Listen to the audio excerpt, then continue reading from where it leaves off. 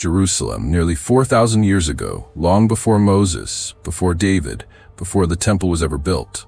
A strange figure appears, suddenly, without explanation, a king, but also a priest. He has no genealogy, no father, no mother, no beginning, no end. He meets Abraham, blesses him, then vanishes from the story like a ghost in time.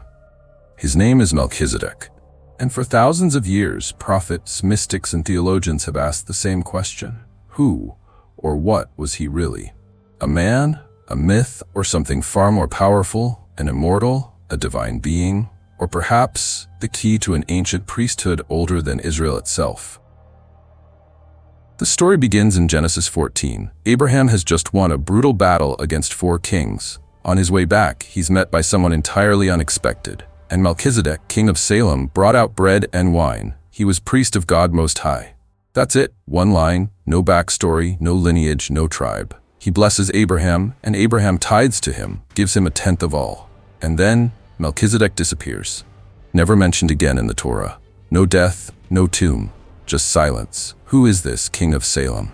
Ancient scholars believe Salem was the early name for Jerusalem, which means that Melchizedek may have ruled the very city that would later become the heart of Israel, long before it was ever Jewish. But even more strange, he's a priest of El Elyon, God Most High, long before the law of Moses, before the Levitical priesthood even existed. So who ordained him? Who taught him? And how did he come to know the Most High, before Abraham ever formed a covenant? This suggests something almost impossible. That Melchizedek was part of an older, unbroken spiritual lineage, one that predated Israel, Judaism, and even the Bible.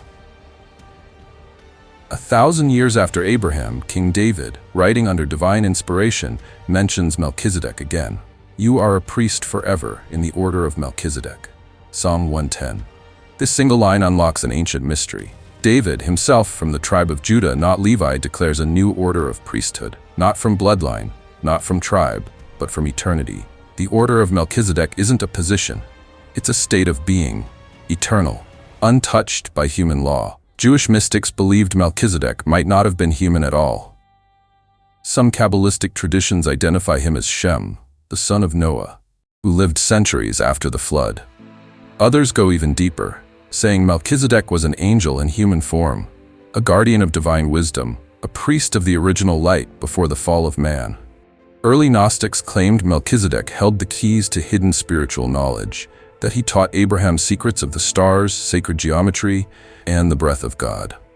There are even apocryphal texts suggesting that Melchizedek was born of a virgin, ascended to heaven, and will return in the last days to restore divine order.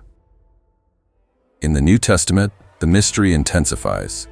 The book of Hebrews calls Jesus a priest forever in the order of Melchizedek, not of Aaron, not of Levi, but of an ancient cosmic priesthood.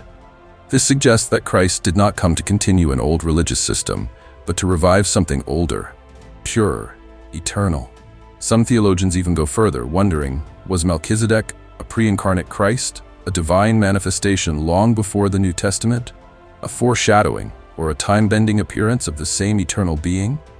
Whether seen as a man, an angel, or a divine archetype, Melchizedek represents something terrifying to organized religion, a spiritual authority that cannot be contained, not by tradition, not by tribe, not by temple. He blesses Abraham, the very father of faith, without asking permission. He receives tithes from the one chosen to start the covenant, and then he vanishes, not into death, but into eternity. Melchizedek appears without warning, offers bread and wine, blesses the chosen of God, and disappears into the shadows of time. No birth, no death, no temple, no tomb, just a name echoing through scripture, whispering from the edge of divine memory. Melchizedek, the priest without beginning, the king without end.